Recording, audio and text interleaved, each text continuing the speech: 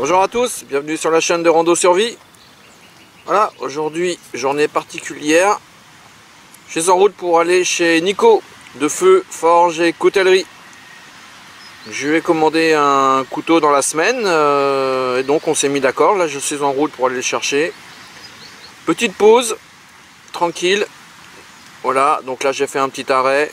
Je suis en train de me faire chauffer un petit café avec le petit réchaud qui va bien. Le temps est pourri, il pleut, mais bon, c'est pas grave. Hein, l'eau commence tout doucement à frémir. Donc ça va faire du bien, ça permet de se décontracter, de se reposer un petit peu. Surtout que j'ai quand même 3 heures de route pour aller chez lui. Donc là j'ai fait un petit peu plus que la moitié. En même temps, petite pause cigarette. Café clope, voilà. Alors là je suis content, c'est impec. Voilà, et donc j'ai hâte d'être chez Nico pour voir un petit peu le couteau. Sur les images, franchement ont l'air assez belles, me plaisent bien. Couteau de camp. Voilà. Bon, faut que je patiente le temps que l'eau chauffe, que je puisse boire mon petit jus. Je reprends la route et je vous retrouve chez Nico parce qu'il a accepté que je filme, que je fasse des photos. Donc le contact a été super sur Facebook. Ça m'a l'air vraiment d'être quelqu'un d'assez sympa. Je pense que je vais passer un bon petit moment. Allez, à tout à l'heure. Bon, le petit stock de chez Nico. Je pense qu'il y en a plus d'un qui va kiffer.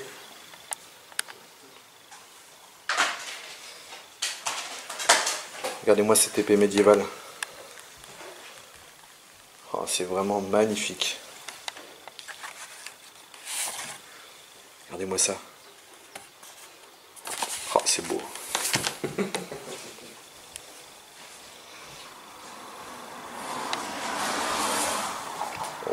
Ceux qui tomberont par hasard sur ma vidéo, je rappelle qu'il fait tout lui-même. Même les étuis. Artisan français.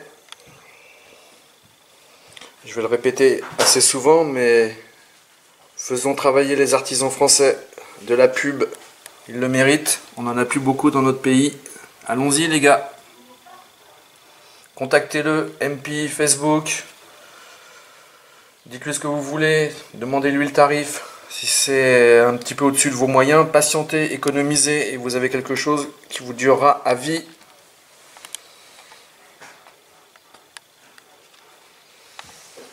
Voilà. Cela a été sur sa page Facebook cette semaine. Je les ai en live. Et il n'y en a plus beaucoup de disponibles déjà. Déjà, vous voyez, ça part, ça part. Ça, oui, le petit qui est caché. Bon, voilà, avec Nico, Feu Forge et Coutellerie. Très chers amis. C'est une très belle rencontre, je suis vraiment content d'être venu. Voilà, il m'a montré sa collection. Tous les fans de couteaux, je pense que vous allez bien kiffer. Je pense, j'espère. Ah non, mais c'est même sûr. Ça serait pas mal. Voilà. Bon Nico, ça serait bien que tu nous expliques un petit peu, parce que je pense que ça peut intéresser plein de gens, un petit peu les différentes étapes pour faire un couteau. Oh là, il y en a beaucoup. Alors, Attention. Pour commencer. Attention. On va partir de plaques qui ressemblent à cette chose-là. Bon, à partir de là, vous imaginez ce que ça va représenter au final. On part vraiment de l'état brut. Voilà, donc pour ceux qui connaissent bien le bushcraft et ainsi de suite, ça c'est de l'O1. Voilà. Ensuite, on va passer la bête dans la forge ici. Belle petite forge. Forge manuelle avec un soufflet manuel. Hein. On va la mettre en forme.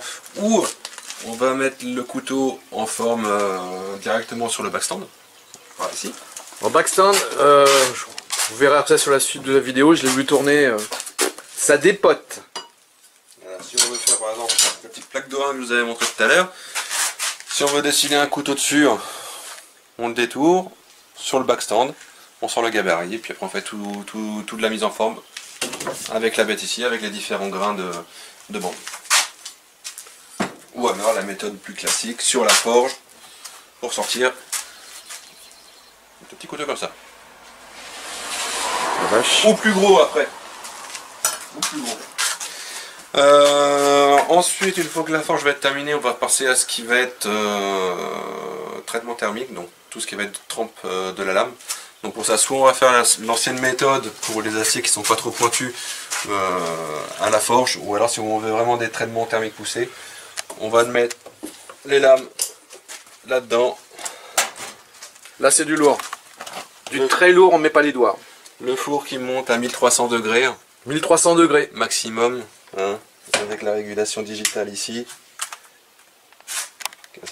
Tout simplement, là on voit il est calibré sur 926 degrés. 926 degrés. Ça met à peu près 1 heure pour monter la température. Et ça nous permet de faire des traitements thermiques vraiment pointus au degré près. Je vois par exemple le D2, la trempe elle est entre 1020 degrés et 1030 degrés. Donc il faut vraiment que ce soit dans ces 10 degrés près, sinon la trempe n'est pas bonne. Tout simplement.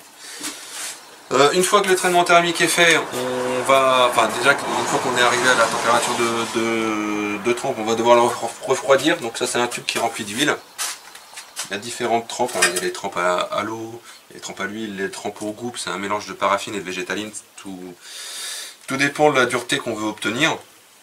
Donc on va refroidir la lame, et une fois qu'elle va être refroidie, on va devoir la repasser au four à environ 200 degrés pour les aciers les plus classiques, pour lui redonner un petit peu d'élasticité. Si jamais on chauffe un couteau, qu'on l'utilise directement, il va casser comme du verre. Tout simplement. Et une fois qu'il est sorti, ça nous donne des couteaux comme ça. Donc celui-ci par exemple, il est détouré au backstand, tout simplement, comme je vous ai montré tout à l'heure. Et celui-ci, il est entièrement forgé. Ah ouais, on voit la différence là. Voilà. Tout dépend après de la forme qu'on veut et du plat d'acier qu'on a là-bas. Voilà. Une fois que les traitements thermiques sont faits, on va passer sur le bac pour le polissage, l'affûtage, le façonnage des manches. Donc je disais, une fois que les manches, les couteaux eux-mêmes sont terminés, polis, affûtés, on va passer au façonnage des manches. Donc là par exemple on a de l'os. De l'os de zébu. Os de zébu. Là on a du paperstone, pardon. Du paperstone rouge. Donc sympathique, ça fait des super rendus. Du micarta. Ouais, c'est un petit peu plus connu. Un peu plus connu. On a des plaquettes en bois, de l'olivier. Très joli bois l'olivier. Mon bois favori, le cocobolo. Ah, j'en connais un qui a eu son couteau dernièrement, je crois que c'était son manche. Voilà, tout simplement. Ouais, c'est le cocobolo, c'est juste énorme, c'est juste terrible. Voilà, après différents bois. Et là, du G10. Je connais. Le G10, je crois qu'il y en a un qui l'a eu il n'y a pas longtemps non plus. Bon, après des plus grosses sections, ça c'est du séquoia. J'ai pas encore utilisé. On va voir ce que ça donne, mais ça devrait être pas mal. Ouais, bien teinté. Je pense que ça devrait être assez joli. Les fibres sont belles. Et après le tout usiné, rifté, hein, avec la perceuse colonne, et puis les rivets, ça va être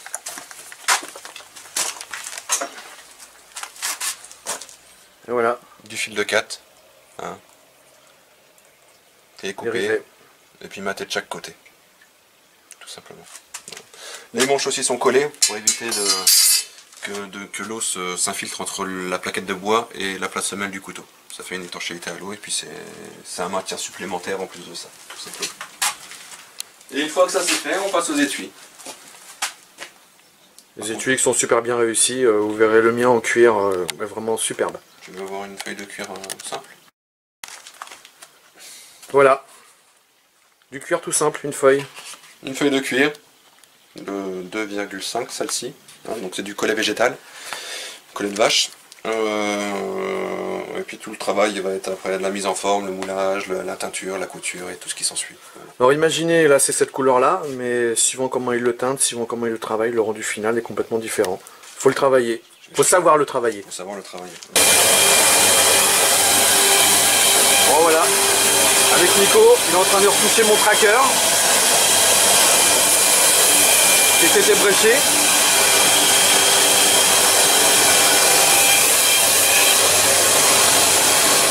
Ah, c'est du sérieux là.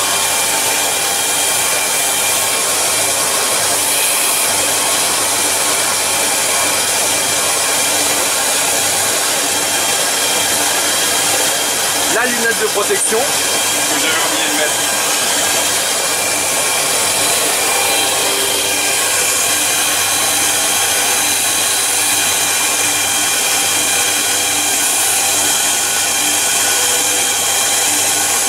Tout est été bréché et il va ressortir, il n'y aura plus rien du tout.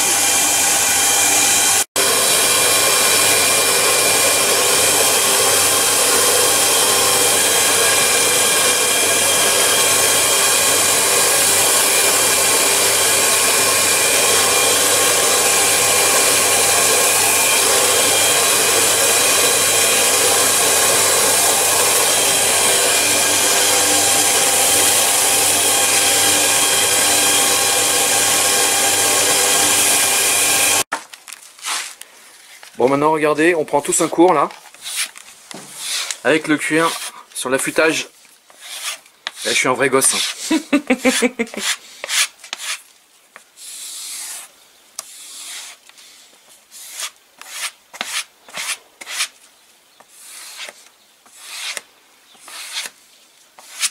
Bande de cuir tenue verticalement, vous avez bien vu, hop, la petite sangle, passer dans la chaussure, il la tient verticale et il passe le couteau. Après, tout dépend, après tu peux le mettre sur ta jambe, tu peux le mettre sur un plat. Tout dépend après de la position où tu es le mieux, quoi. Surtout ça.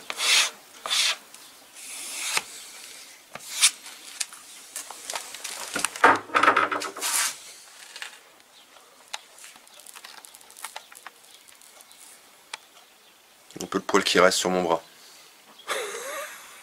Ils sont sur le couteau. Et voilà. Ah, c'est super. Et maintenant, le petit coup de polissage qui va bien.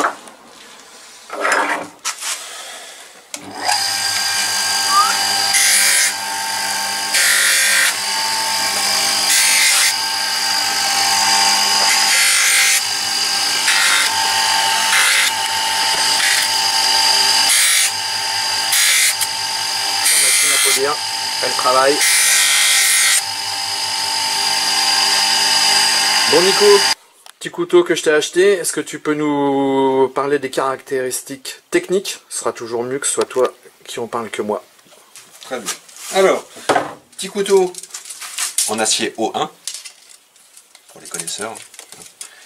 Donc acier qui est très très dur, le tronc est quand même assez polyvalent. Longueur 26,5 cm. Pas mal. Épaisseur, on doit être sur du 6. Oui, c'est ça, 6. Du 6 mm. Avec un aspect un petit peu sorti de forge. Ouais, c'est ça qui me fait kiffer, ouais, cet aspect vraiment... Le petit grain de l'acier qui est sympathique avec le tranchant en polymiroir, sympathique. Le tranchant qui finit en émouture convexe, donc ça fait une émouture en ogive. J'ai pas de crayon comme par hasard, comme d'habitude, c'est terrible. Hein. Voilà, ça va faire un tranchant comme ça, grosso modo, but profil.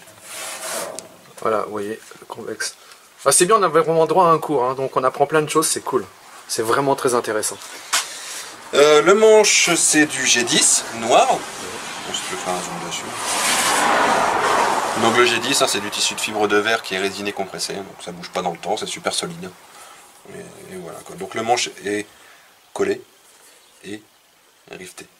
Comme ça, et c'est super doux, vous passez le doigt dessus, c'est vraiment à fleur. On sent pas les rivets. On sent. Donc je disais, ouais, sur certains couteaux, parfois on sent un peu les rivets sur les manches. Bon, ça donne un genre sur certains couteaux, mais je trouve qu'à la longue c'est un petit peu embêtant. Donc là c'est vrai que les rivets sont vraiment expansés, bien matés sur le manche, et après c'est bien poli. Comme ça on sent rien du tout. Là, on peut voir au niveau du profil, on voit qu'il n'y a rien qui dépose. Non, c'est nickel. La petite dragonne qui va bien, je l'ai mis rouge parce que notre ami Jack va s'en servir dans ses sorties forêt, donc si jamais il était amené à le faire tomber avec la dragonne rouge dans les feuilles, on sait jamais. Ça devrait bien sortir. Ça devrait le faire. Alors, sauf s'il y a des champignons hallucinogènes qui traînent par là. Ça arrive. Ça peut arriver, ouais. On sait jamais, il faut faire gaffe. Le petit étui en cuir, pareil, cousu à la main. Hein. Donc c'est ni plus ni moins qu'une feuille comme ça. Voilà, alors là, voilà. Modèle un peu plus grosse, bien évidemment, enfin il y a une plus grosse partie. On est sur du 2,5 mm, donc pareil, hein, au niveau du martyr, donc c'est quand même assez épais. et une couture en point de sellier. Donc le point de sellier, tout simplement, on va passer dans un trou avec une aiguille, de l'autre côté on va ressortir encore avec une autre aiguille, on va faire ce qu'on a en grosso modo une ligature. Comme ça, là ça peut pas du tout bouger. Voilà, voilà. L'étui, il est teinté en acajou profond, donc surtout cette partie-là. La partie qui est repoussée ici, elle a été teintée au-dessus en noir, pour faire un petit contraste qui je trouvais sympathique. Très bien réussi. Ça fait un petit peu un genre old school, tout ça, c'est sympathique, j'aime bien. Et en plus, je suis hyper content, il n'y aura qu'un seul et unique exemplaire. Il y aura un seul exemplaire, voilà, de ce modèle-là. Oui, parce que les modèles que je refais assez régulièrement portent les noms. Et celui-là, il est anonyme et puis je laisserai à notre ami le soin de lui donner son nom. Voilà. Non, il est beau. Mais ce sera le seul et unique exemplaire de celui-là. Voilà. Voilà, voilà. Les remises officielles. Merci monsieur. Merci beaucoup. Merci à toi. Voilà. Donc j'en profite pour remercier Nico devant tout le monde. Merci Nico. Merci à toi et puis merci à vous de regarder la vidéo. Ouais. N'hésitez pas si vous avez des questions. Contactez-le si vous êtes intéressé, même pour d'autres modèles, une création. Hein, il est là. C'est une belle rencontre. Nico est quelqu'un vraiment très gentil. On est bien reçu. Voilà. On sent surtout la passion chez lui. Et ça, c'est tellement rare, mais c'est un peu ce qui touche tous les artisans. Là, ils font ça avec le cœur. Ça se ressent. C'est clair. Voilà, voilà. Il faut aimer de toute façon. Il faut aimer ce qu'on fait quand on va forger un damas par exemple, quand on va passer plusieurs heures à replier l'acier et ainsi de suite. D'ailleurs, je t'ai même pas montré la forge, la trousse de damas. C'est vraiment, il y a vraiment beaucoup d'heures de travail sur tous les couteaux qu'il fait. J'ai filmé tout à l'heure un petit peu toute sa collection, qu'il a un petit peu le stock. Wow. Je peux vous dire qu'il y a des heures de travail. Et surtout, quand vous achetez un couteau chez lui, il durera très très longtemps. Et il est garanti. Et en plus, oui, important, c'est garanti. Dans les limites du raisonnable. N'allez pas ouvrir une boîte de conserve avec, ou faire du lancer contre un tronc d'arbre. J'en connais qui ont fait ça. Ouais, moi aussi. Ouais. Non, dans les limites du raisonnable, on va dire dans l'utilisation pour laquelle le couteau est fait, oui c'est garanti. Même si je sais personnellement que ça ne bougera pas, on n'est jamais à l'abri d'un souci ou quoi. Donc oui, s'il y a un souci, vous me rappelez, et puis moi je procède au remplacement et puis tout ce qu'il faut. Ouais, c'est vraiment sympa. C'est logique. Voilà, et faisons travailler nos petits artisans français, ils en ont bien besoin, et c'est un savoir-faire surtout qui se conserve. Et surtout, chose très importante que je voudrais quand même vous communiquer, c'est que Nico a appris tout seul. Il n'a pas fait d'école, il n'a pas fait d'apprentissage, il a appris par lui-même. Merci YouTube. Merci YouTube. C'est bien, ça c'est super. Il y a beaucoup de travail, et puis 3 ans et demi. 3 ans et demi que j'ai commencé à taper sur le premier morceau de métal. C'est énorme les gars, c'est énorme. Voilà. Allez, merci Nico. Donc, voilà ce que c'est qu'une trousse d'acier damas. Donc l'acier damas, pour ceux qui ne connaîtraient pas, ce n'est plus ni moins qu'une pâte feuilletée, mais avec des couches d'acier différentes. On va partir avec différentes nuances d'acier. Par exemple là, on va prendre du XC, celle-là il y a du XC75 et de l'O2 dedans. Des aciers avec un pourcentage de carbone différent à l'intérieur. On va les mettre ensemble, on va les souder à la forge. On va étirer le lopin d'acier qu'on va replier sur lui-même au fur et à mesure. Donc si jamais on part avec une trousse de, je vais dire au pif, 4 couches, quand on va l'étirer, qu'on va le replier, on va passer à 8 couches. Quand on va le rétirer encore une fois, qu'on va le replier, on va passer à 16 couches, 32 et ainsi de suite. Une fois qu'on l'aura sorti entièrement, qu'on aura atteint le nombre de couches qu'on veut, là celui-ci j'en suis à 24 couches, je vais m'arrêter à peu près à une centaine de couches. On va révéler l'acier, enfin les couches d'acier en le passant à l'acide, et ça va donner un relief et puis une esthétique particulière au couteau. Et puis même ça va lui donner une certaine propriété au niveau de la souplesse qui est pas négligeable. Mais je mettrai une photo sur la page de notre ami, puis vous pourrez voir le résultat de ce lingotin là. Ah ouais, on entend le bruit en plus. Il résonne bien, mais il va être chouette. Normalement ça devrait être un couteau de chasse, celui-là. Donc s'il y a des amateurs, s'il y a des personnes intéressées, n'hésitez pas. N'hésitez pas. Vous voyez comment il est maintenant, il sera différent dans quelques temps. Hein. Je laisse reposer un peu mon bras pour l'instant, parce que j'ai mal. Merci pour les explications, Nico. L'enclume de Nico. Les bêtes. La massette. La masse qu'il utilise pour le damas. Alors je peux vous dire que quand je la prends, je comprends que Nico il ait des bras bien plus costauds que les miens. La porter une fois comme ça va, mais travailler avec ça, faire du damas pendant quelques heures, bon on le fait pas tous. Hein. Ça pèse son poids. Bon, ben voilà. Je suis sur le chemin du retour. La rencontre avec Nico c'est malheureusement fini, hein. Il faut bien que je rentre. Je saurais bien rester beaucoup plus, mais bon, c'est quand même 6 heures aller-retour. En tout cas, c'est une très très belle rencontre. C'est vraiment quelqu'un de très appréciable. Il sait recevoir, il vous explique son métier, sa passion. Je retiendrai surtout sa passion. C'est vraiment quelqu'un de... Vraiment, ça vaut le coup de le rencontrer. Donc, ceux qui n'habitent pas trop loin de chez lui, si vous jamais vous lui faites une commande, n'hésitez pas, prenez contact avec lui, allez chercher votre paquet, franchement ça vaut le coup, c'est une belle rencontre. J'ai appris plein de choses sur les couteaux, comment on fabrique les couteaux, les différentes étapes, il m'a montré tout le matériel, voilà, il va avec son cœur. Vraiment c'est un passionné, c'est très intéressant de l'entendre vous expliquer différentes façons et les différentes étapes pour fabriquer un couteau. Vraiment je suis très content de m'être déplacé, ça valait le coup.